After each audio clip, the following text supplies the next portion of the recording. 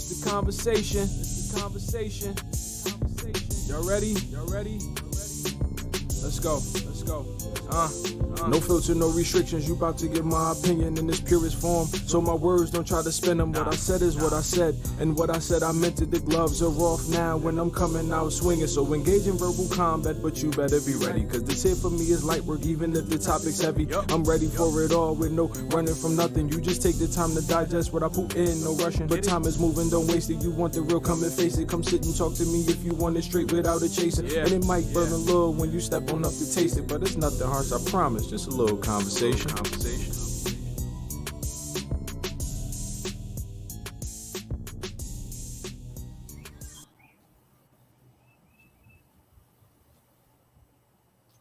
As always, good afternoon and welcome to another edition of Harold and Dean Conversation with Mr. Mark Jones as our special guest. Welcome, Mark. Thank you. Well, hey, Harold, let's go. Good to see you again. Yeah. Today's conversation, we want to talk about government control. And the issue of government control always seems to find its way into our forefront, even though sometimes we really put it more so in the back of our minds, hoping that we have the freedoms that our Constitution affords us. But nonetheless, what is your idea of too much little government control over citizens' decisions? Dave. Well, you know, I'm a classical liberal, you know, the John Locke type, right? You know, and the end of a person's liberty is where another person's begins. And so people in general should have, you know, are better off deciding what they want to do for themselves. So at a core, there is this libertarian idea. However, it naturally has, you know, it has limits to it. It has practical limits. It has the theoretical limit of you can do stuff that doesn't mess with someone else. But then it has other practical limits that are not as obvious. There are things like, you know, I hate having to put a seatbelt on, but the law says, and I know I'm going to get ticketed if I don't have a seatbelt, so I always wear a seatbelt, right? Now, I think I am ideologically opposed to that, but I drive around wearing a seatbelt and I'm better off. So I'm in a very philosophically uncomfortable place with it.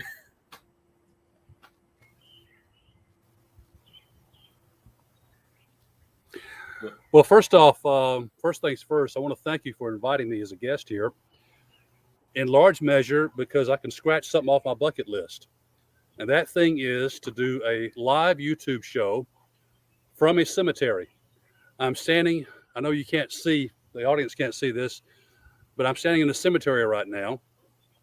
And I'm standing over the grave of a woman named Emma Fitzsimmons, who died in 1878.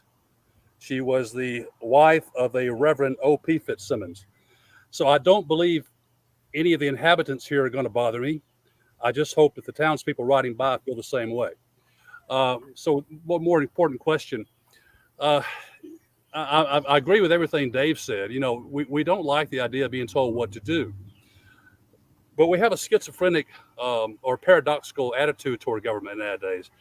I think we rely entirely too much on the government to solve the most minute of problems we have, the most personal problems. We have kind of a 911 mentality in our country, and that is when something goes wrong, you call the government. If your children have a problem, you get the school to take care of it, et cetera, et cetera. So I don't pretend to know what the solution is either, because I depend on government too. But and I don't vote libertarian or anything like that, but I'm kind of a libertarian at heart when it comes to certain things. But also, I'm also part of the problem in that I realize that, well, we don't want the government interfering in our business until we want it. And then when we want it, by golly, we want it right now. And we want the best of service. So there I stand, conflicted like you, Dave.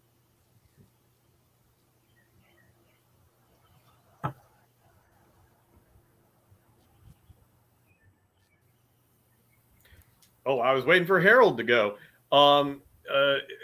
You know, and I say I'm conflicted at a philosophical level, I'm also Sure. very comfortable being conflicted. You know, I've learned long ago, stuff does not work out like philosophy says. Life But is not totally symmetrical by any means. yeah, No. and I tell you, it gets even deeper when you go into questions of, you know, because I used to have be much more. First of all, by the way, you can be libertarian in general and not vote for the Libertarian Party, because sometimes Right. those guys are a little bit strange. But the thing, and I'm a Rockefeller wing Republican, which no longer exists, and so I'm no longer a Rockefeller wing Republican. But you get the idea. Point Right. but it's this economic thing, right? That markets work when people are free to choose, and we all know better what our circumstances are. And like I say, I used to hold the door for Milton Friedman at the Hoover Institution, and bow my head. I'm not worthy. I've said that before. But over time, other things have come up, and there's these ideas that even in the economic models, the idea that people are going to make really good choices depends on them being fully informed, on them knowing about other people. And the behavioral economists have gotten out there and they said, look, we find that people have trouble. They are not as smart as the economic models say. And they've developed something called Cass Sunstein and a couple other behavioral economists wrote a book, Nudge. And nudge theory is what they call it, although they tried to call it libertarian paternalism, which is generally a contradiction in terms. Well, lots of syllables, but yes. Their idea, though, is that people should be nudged into doing what they think what we think a normal person would want. And an example would be your donor card, right? Electing to be a donor on your driver's license. And generally people are in favor of this, but a lot of people, they don't like thinking about it and they don't check the box. And so they're like, look, what you ought to do is, we know that it's good for the society if we have donors. We know that most people actually are in favor of doing this, and they just don't make an election, right, when they on their card. So let's set the default to being a donor. And then, that's the paternalistic part. The libertarian part is allow them to opt out. And a lot of it is setting the defaults. Similarly, at a job, make the default, with retirement funds, make the default contributing to the retirement fund, allow people to opt out. And the whole thing about that, their research, though, just shows that people, there is a role for that. The problem is, again, I don't know that we run to the government too much. I might respectfully take a slightly different tact on that. How's that for the lamest disagreement ever? But I don't know that's the case. It might seem that way. I feel that we often don't go to the government because it's so unresponsive. But there isn't a guideline, though. I would agree that it might feel that way because we don't have a sense of, well, when should we go and why should we go and what should the criteria be for doing things. And sometimes I wonder, why does the government have to solve the baby formula shortage? We think they should, and I'm sure that's not anything here. But it's kind of like, there's a market. We should be getting out of the way of that. And so that comes up. But I don't know. So I've rambled on there a bit, but I do bring up the nudge theory as this other thing of, hey, there's a realm of involvement that doesn't dictate your decision, but provides assistance for making it. Well, personally, I kind of like that idea. I think in a democracy, a government's job is to lead and not to dictate. And what you're describing is an attempt to lead, but not to dictate. So I'm okay with that. But again, I go back. I like that phrasing. Yeah, kind of the 911 mentality that is. And right. We'll just kind of agree to disagree on this one. But my area that I study and focus on very often is crime and criminal justice. And we've encouraged people to, if you have the least problem, I mean, it may not be, perhaps it's being taught too well. If you have a problem with your neighbor, you have a tendency to say rely on government intervention to help solve it for you, instead of dealing with the neighbor yourself. we constantly walk that fine balance between too much government control and not nearly enough, I suppose. So I don't know. I see Harold back in the picture now, but yeah. Hey, Harold, are you on your phone again? you're in a better place than I am, so don't worry. Yeah. I'm getting to know. I'm getting to know the difference when I see that.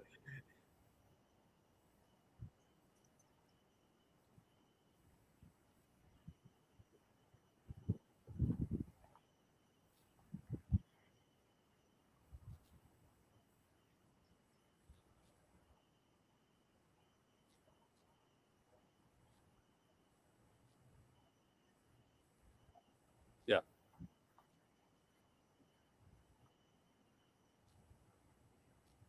Yep.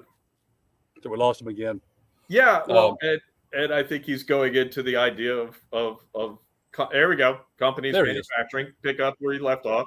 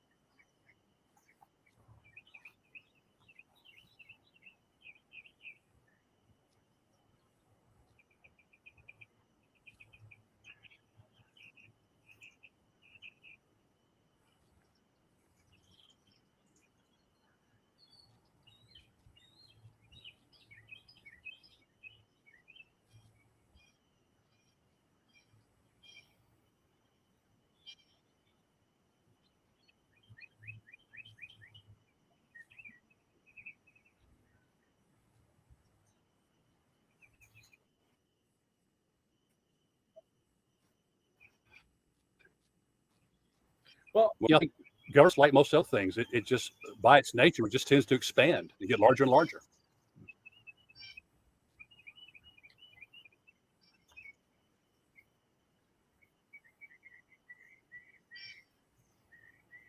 Well, and I'm not sure. We're getting some kind of feedback somewhere here. I think on Harold's end.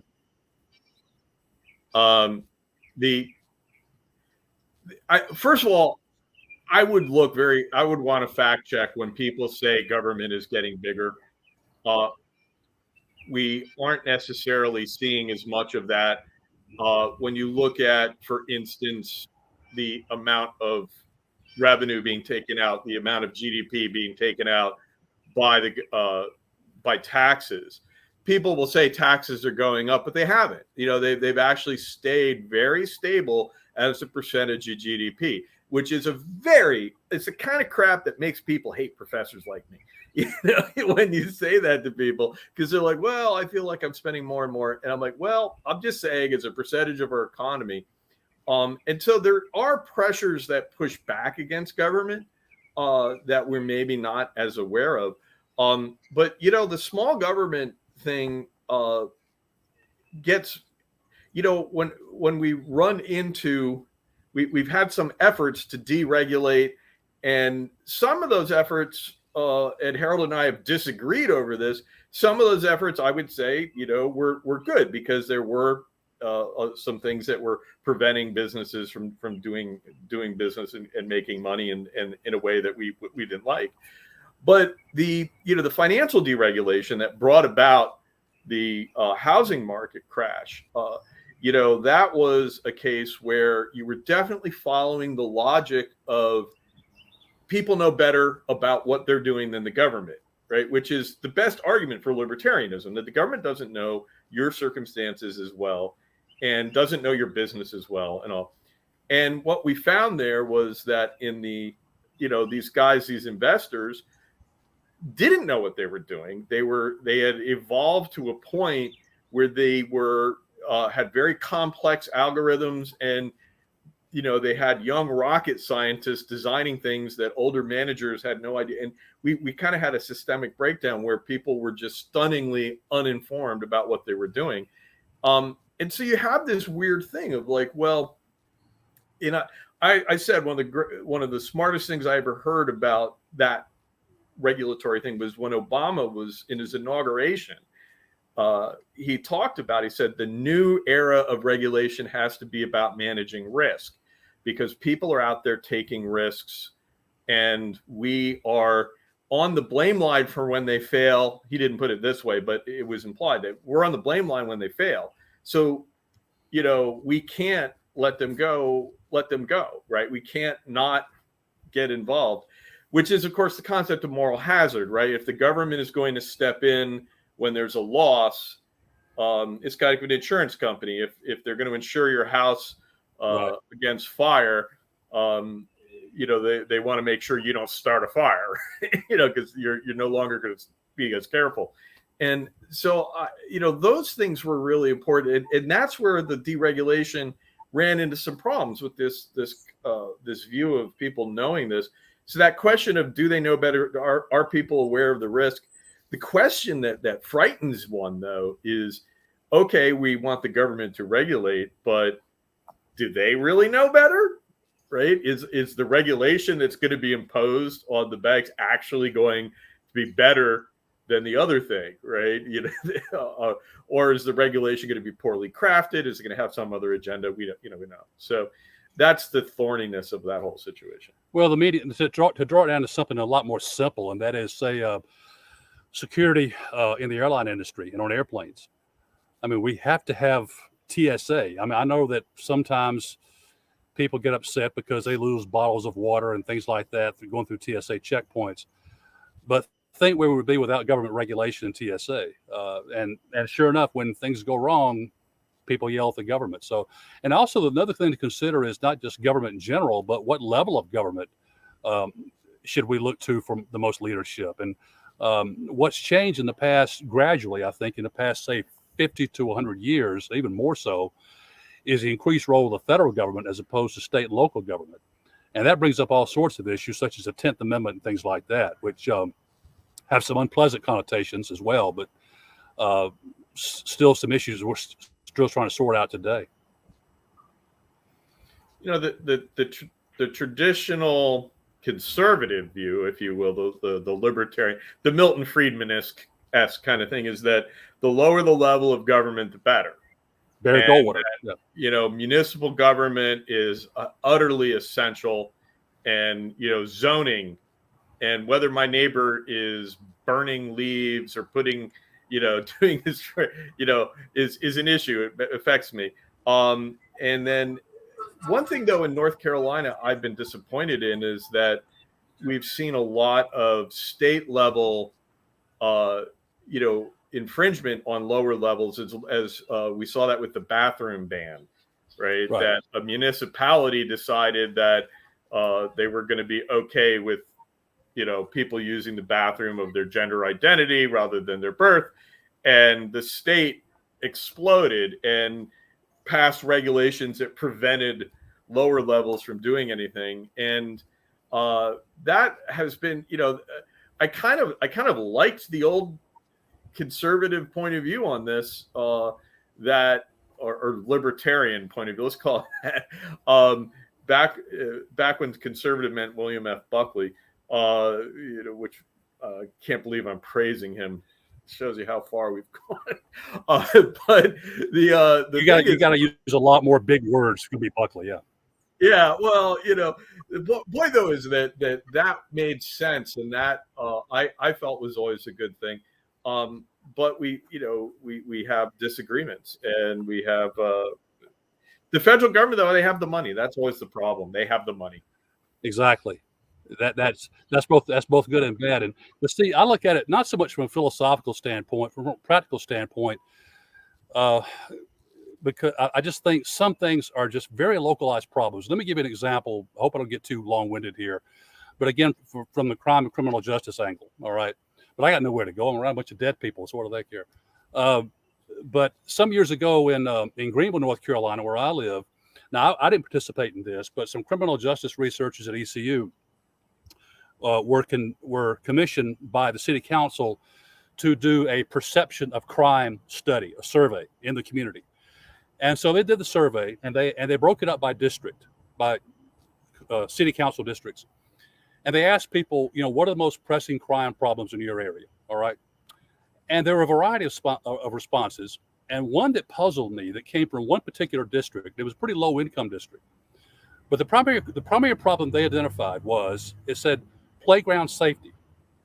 I saw that and I said, what does that mean? I mean, it's unsafe playground equipment, okay? And the city council ridiculed that in part because the study was commissioned because they had a problem with the police chief and they were trying to embarrass him, and it didn't. All right, but they ridiculed that finding.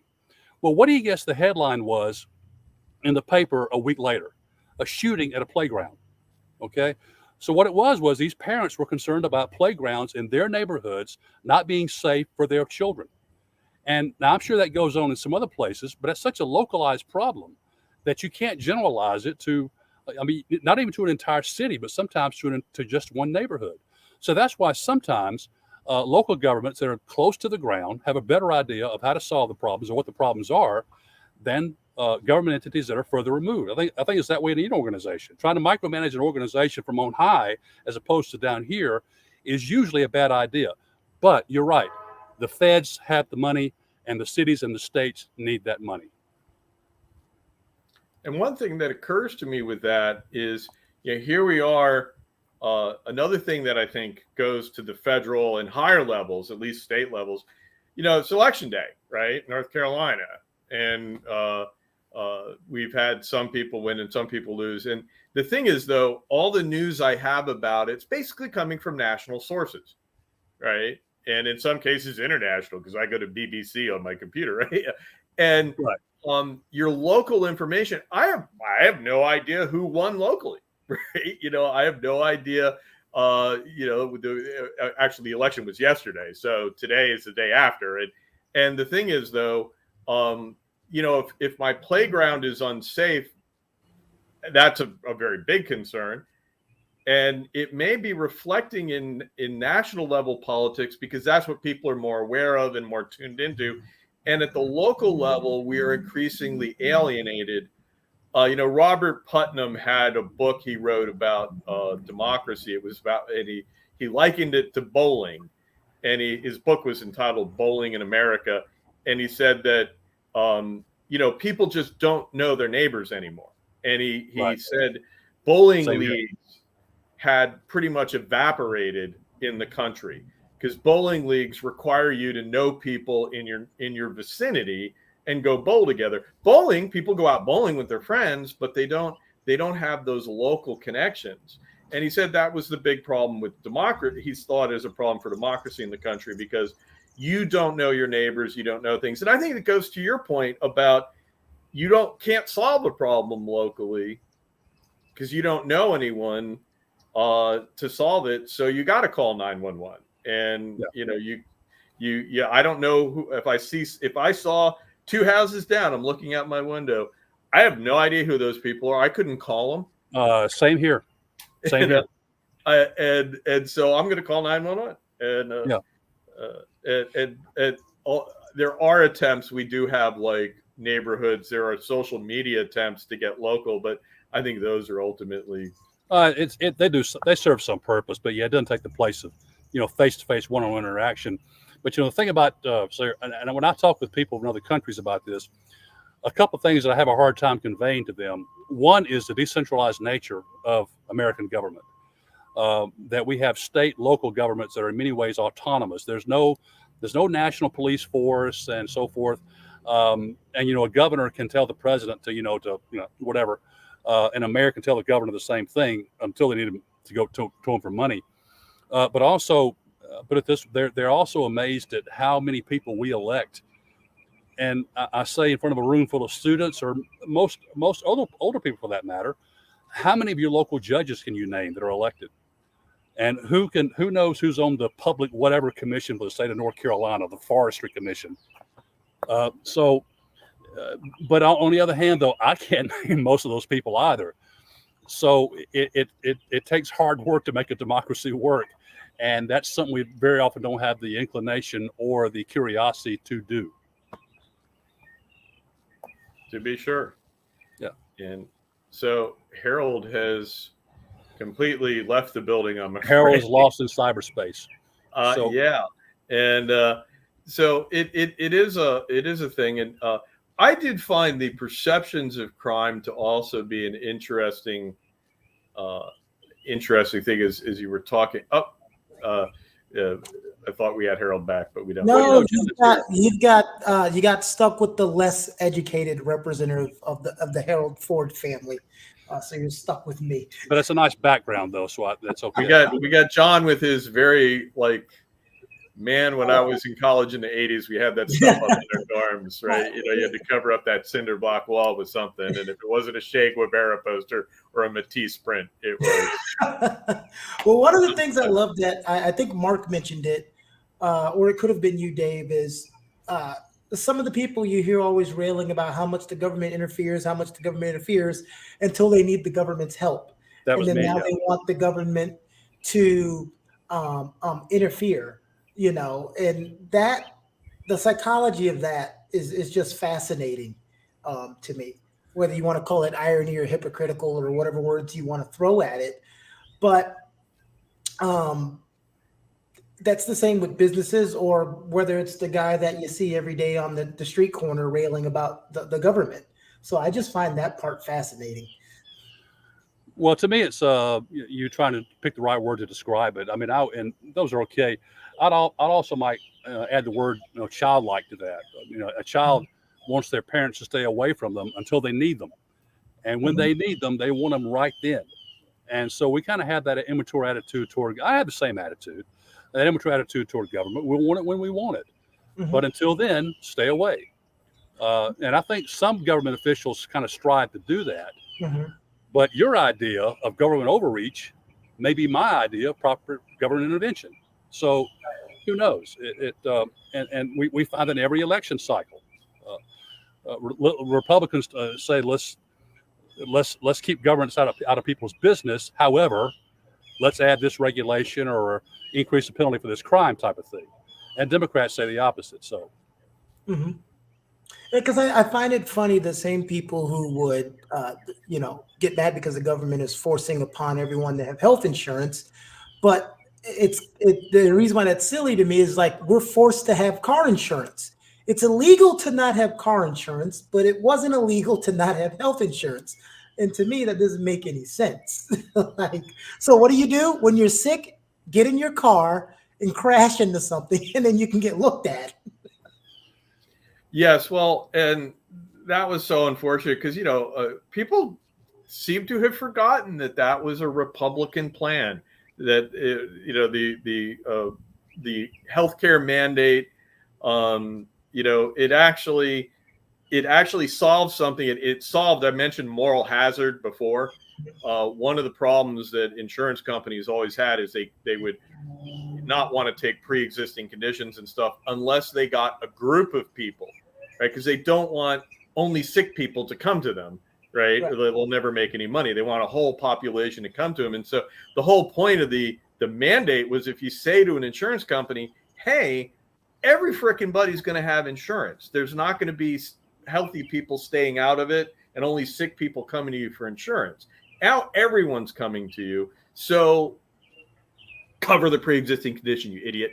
And that was the deal. And it just made so much sense from a political economy point of view. And then there's the philosophical taking responsibility, which again goes back to traditional conservatism, which I'm waxing way too nostalgic about. But the thing is, though, that became Obamacare and became socialism, right? And well, you both are in North Carolina. I don't know if you remember about 6 or 8 years ago. One of the news stations here, they walked around to hospitals and they were asking people in the ER, and they were like, "How do you feel about the affordable Obamacare?" And they'd be like, "Oh, it's just a disgrace," and they'd go railing, and they would come back to the same people like an hour later and go, "Well, what do you think about the Affordable Care Act?" And they'd go, "Oh, I love it. I think it's a great idea." And it's since you associated the name with it, now it's a terrible. Well, I call that, I've heard that referred to as a genetic fallacy. And that is you criticize or you agree with an idea because of its source. And if you don't like the source, you don't like the idea.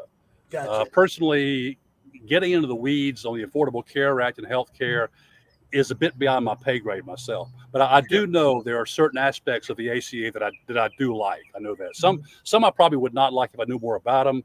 But some aspects I do like, such as pre-existing conditions, covering to you 25, that type of thing, because it worked for me. That's why. Well, doesn't it tie into what we're talking about, government control? Everything's not going to be 100. Nothing's going to be 100%. So there's going to be things that you like about something and things that you don't like. But don't take if the things that you like outweigh the ones that you don't like. I mean, I just consider that a win. Because it's never going to be perfect to any person's particular situation or liking, right? Yeah. Or wrong. No, yeah. And, the other thing that occurs to me here is when we talk about, okay, if the government, government control bad, right? Oh, we don't want the government controlling this. Like, okay, who's going to control it, right? Because this is the other thing is, are you actually, without the government doing anything, are you going to be the one in control of your own destiny? And when in the debate over the Affordable Care Act, which, by the way, there was solid social science research that found people hated Obamacare, they liked ACA, and they liked almost all the major when you ask them, do they like Mark said, do you like this part of it? Do you like this part of it? Overwhelmingly popular. It was just, the parts were very popular. The generic name was popular.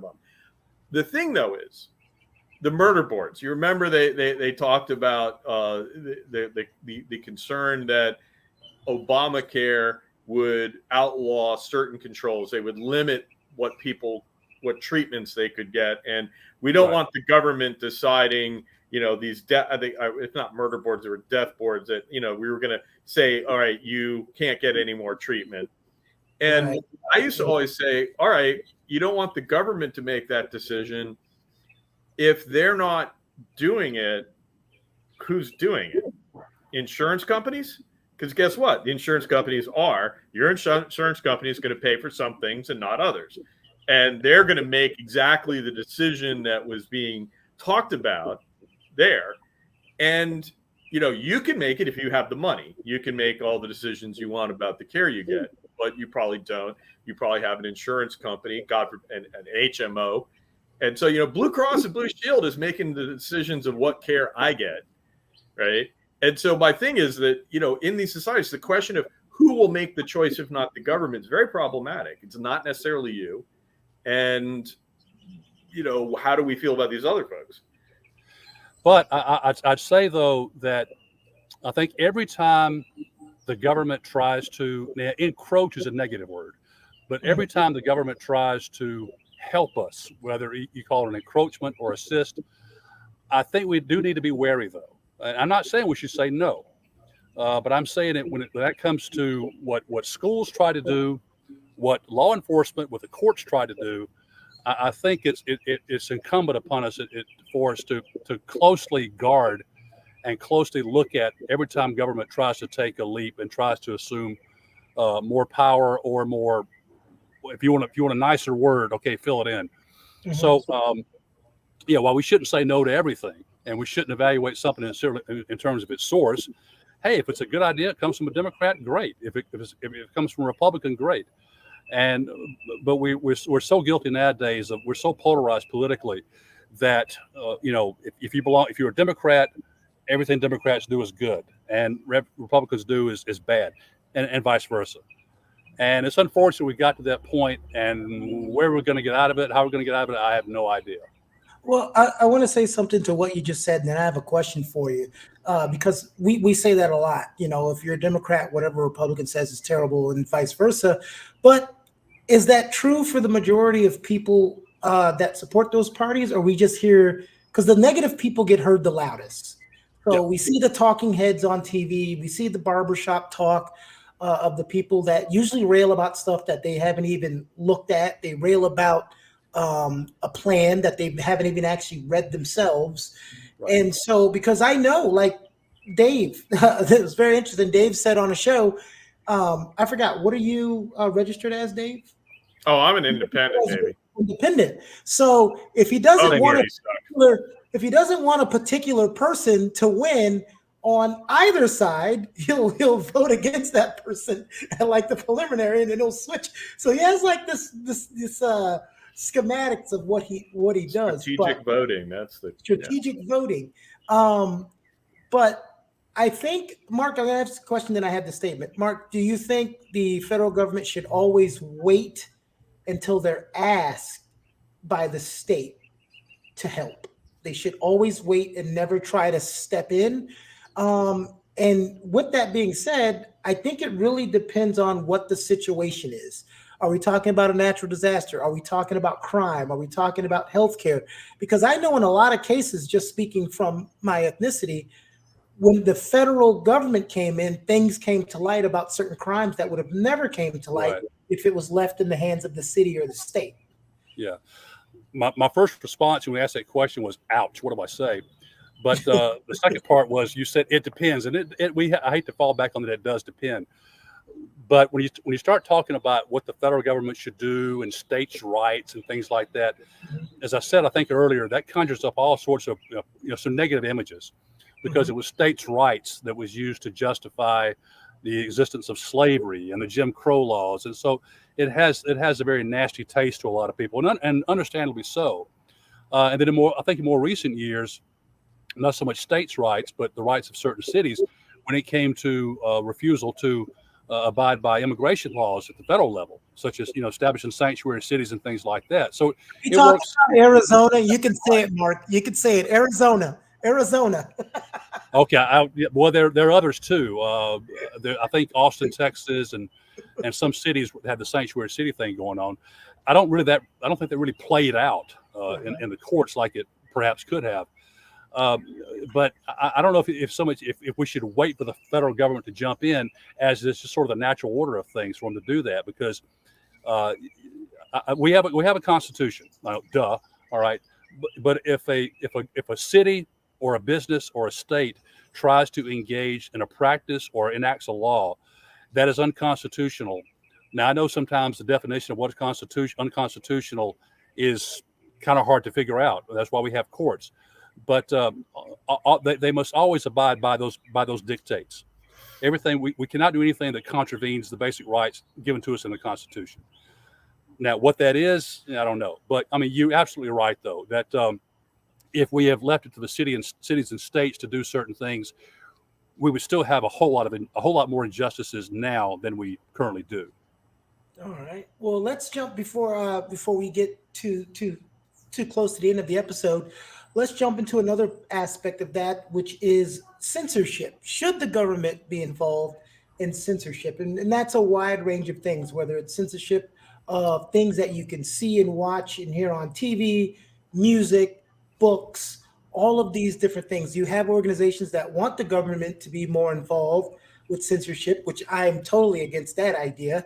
And then you have organizations, of course, that think the government should be hands off on any type of material that's given out visually or audio. What are your thoughts on that, Dave? Well, the starting point for me is, oh, hell no. And again, though, the limitation of anyone's liberty is somebody else's, right? And so I think that the idea of censoring is very, at the government level, is just a really, really bad idea.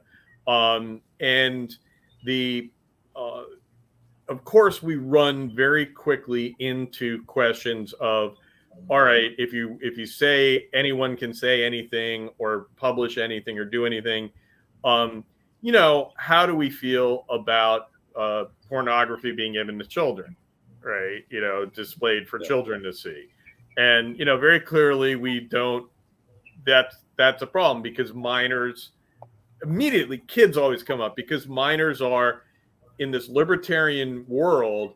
We have these people who we're paternalistic about, right? And it kind of screws up everything.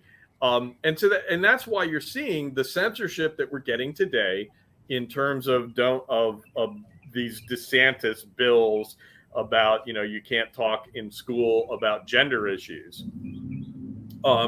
are, aimed at children, because that's the weak spot. So there is a gray area, but it's really, really far and really, really, out of things in terms of, I think we're much better off without, excuse the name, the Hayes Commission in Hollywood.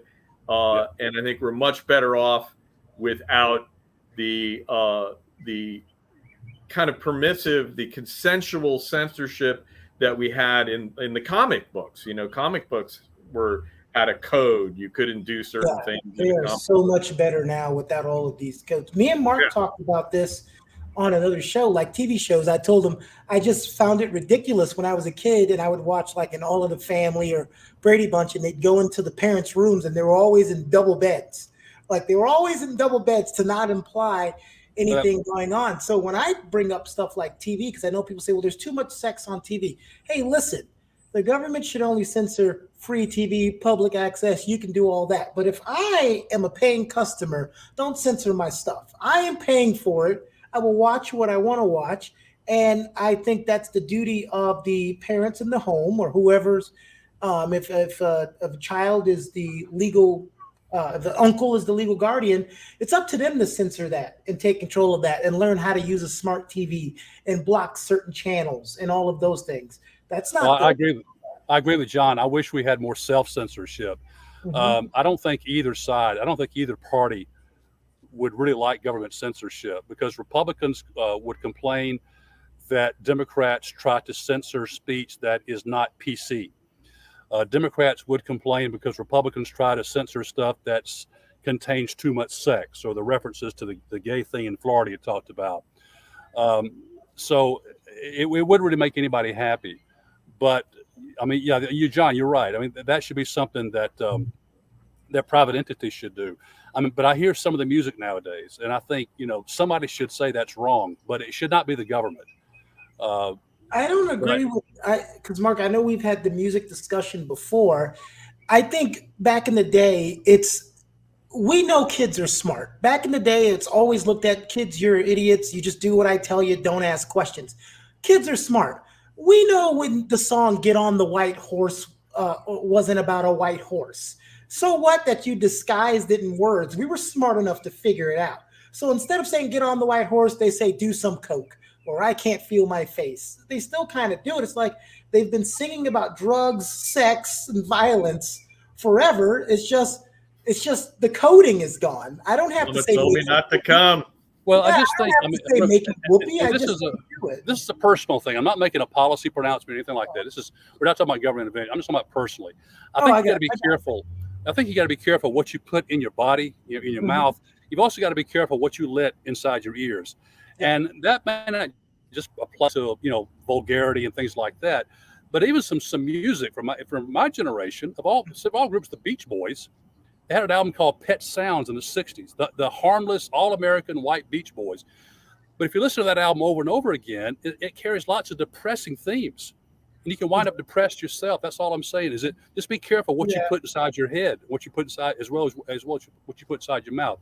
But no, the government come along and saying, like you said, the Hayes Commission, and said, no, we can't let people listen to that. Now nobody would be happy with that. We think we would, but we would not. Yeah, the Beach Boys. I call them the Chuck Berry Thieves. That's the name that I call that group. But and didn't want to give them a shout out, but stole all his stuff. Great job, Beach Boys. Well, John, I have not mentioned the Beatles. I have not mentioned Abe Vigoda. Yeah, so Dave, on our other show, that's an inside joke. You know, we have teenagers and 20-year-olds and 30-year-olds on our other show conversing with him, and he'll throw out these references of people they have no idea who they are. Yeah. Well, they do the same in with my me, life. so it evens out. But one of the things the 15-year-old, if you remember, Israel said about what you said, being careful what you put in your ear, you have to have the ability to have a mental disconnect. If you don't have that ability, then you've got to know yourself, basically, is what you're talking about. Don't leave that up to the government to decide what you should see and hear. You have to understand yourself. Is that what I'm getting out of what you said? Yeah, well, like I said, it also goes to what you put in your mouth. I mean, is the government going to make us go around eating healthy as opposed to letting us eat what we want? I mean, I know we're not talking about regulation, but again, it's freedom versus censorship. Well, look, Dave, comment on this. Remember in New York when they got rid of supersizing? Like, you can't get these giant 80-ounce sodas in New York. And everybody was in a hoopla because the government enforced that. And of course, like you said, well, no one should decide how much soda you want to drink, but sometimes people step in for the betterment of you. You don't need an 80-ounce soda.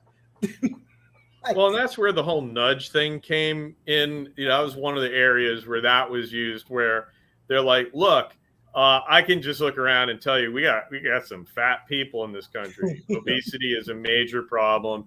You should try. You look at an airplane sometime and watch people try to get in their seats.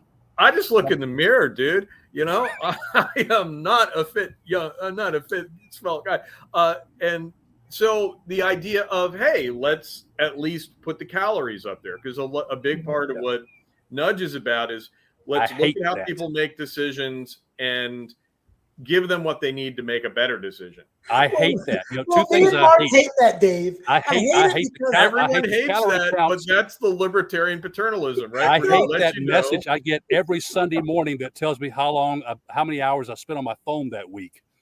Okay, I hate both of those.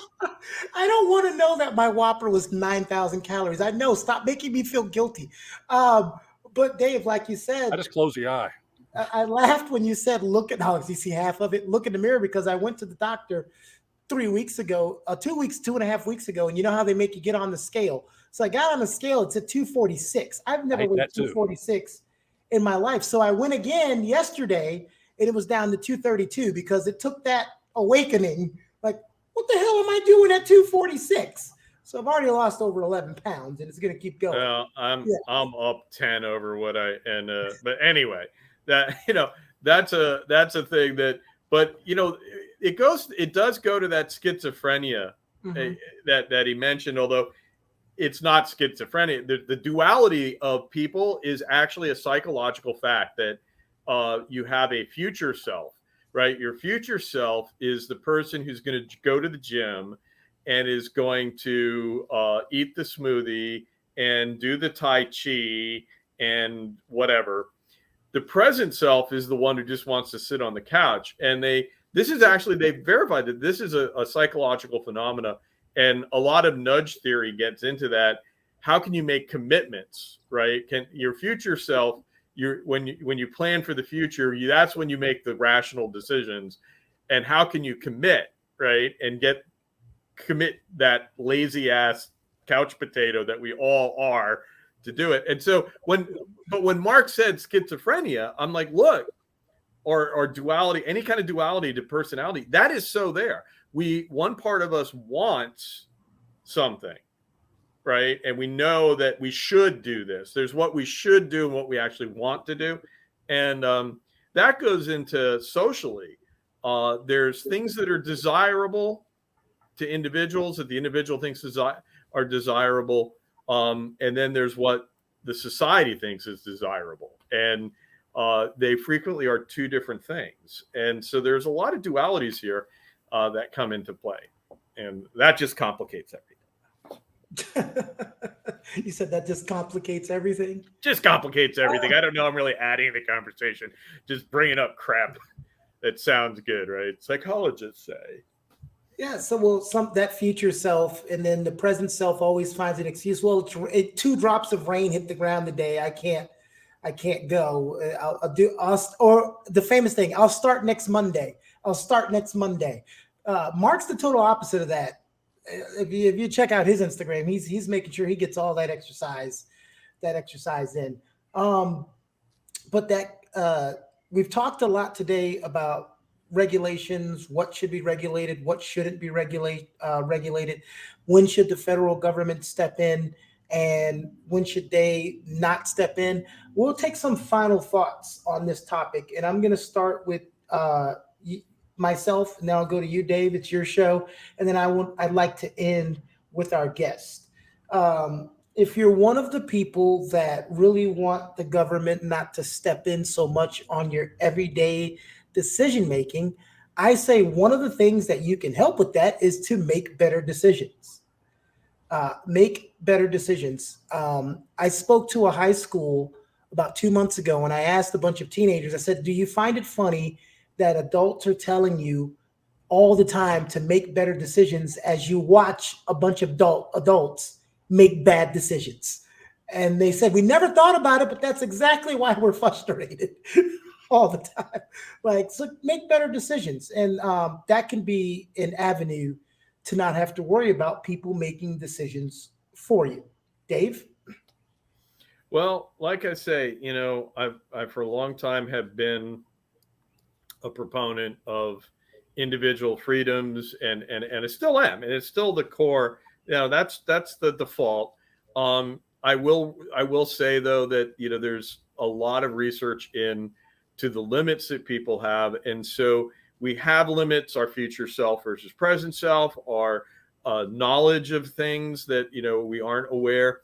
There are things that sometimes we don't know, but we're also when the government isn't there, who else is there in that space with you? You aren't alone making decisions in this world. There are other people there. And so my question is always, if the government isn't influencing this decision or making this decision, who else is? And it's an open question of which is better for you. And that's something I'm always like, what's the motivation? Because governments don't make decisions for the well-being of people. They make decisions based on political interest, and but there are other people out there. So that's something that I'm always thinking about. Who are the other people? It's not a choice of individual versus government, the way it's framed philosophically. There's other folks out there. I'll leave it at that. I think to me, I wish I could remember exactly who said this. I want to say it was Hamilton or Madison, one of the old dead guys. That said that government is necessary because men are not angels. And that's the fact. And of course, their conception of what the role of government was a lot different than what it is for us today. But times were a lot different then. We didn't have a thing, interstate commerce, things like that. And so that's one of the things that explains the increased power of the federal government, the influence of the federal government as opposed to the way things were. But I like what John said, though. If you don't want more government control, don't make bad decisions. But of course, as we go back to circular logic here, it goes back to the saying, we make bad decisions because we're human beings. And government is not perfect because it's comprised of human beings. So there is no perfect balance that's going to satisfy us, all of us all the time. No way.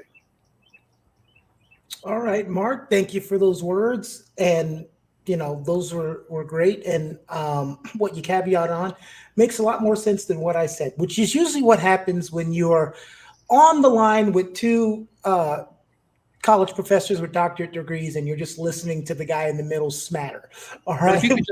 I wish they could see the background, see where I am right now. Behind me, there's an old abandoned church. Tombstones. Is that a Why tombstone? the hell are you in a cemetery? That's the question that's been burning a hole in my brain. Because I'm on the road today. Yeah. And I had to pull off somewhere. All right. And find a place where there was there's not much distractions. And so in Monticello, Georgia, where 2 blocks away, John, you'll love this, there's a Confederate monument there. All right. Oh, wonderful. And there's this old abandoned church with this cemetery that said visitors welcome. I thought, okay. Take them at their word, man. In weeks, and I found a plot to prop my computer on. Here I am. I can't, Mark. You're braver than me. I don't know if it's because we look different. I'm not stopping in any small southern town. Now, I'm not even talking about the Confederate flag where the cemetery says visitors welcome. It said visitors, not residents. Okay. So. Well, visitors, but what happens when the visitor comes? I hope you make it out alive, please. Well, you notice I'm here in the daytime, not at night. Well, but I am looking around. Before parks, cemeteries are where people picnicked. You know, it's not like it's being in the cemetery is not inherently disrespectful in any way. I actually do like when I like to see when somebody died and whatnot. So it is kind of a morbid curiosity. But how I wind up here, well, it's when I'll tell somebody about it. I don't know. I think the government should regulate if you could do communications from a cemetery. All right. Well, we hope to see Mark back on here soon, and Harold will be back with us, and we'll have a great discussion. Make sure you tune in to watch the older videos of the conversation. I'm on the first 2 episodes, and then Dave and Harold take it away and talk about a lot of things that I don't know about. So it's a great show. Thank you all for watching today. Like, subscribe, and comment, and we'll have more coming your way. Have a good one. Take care.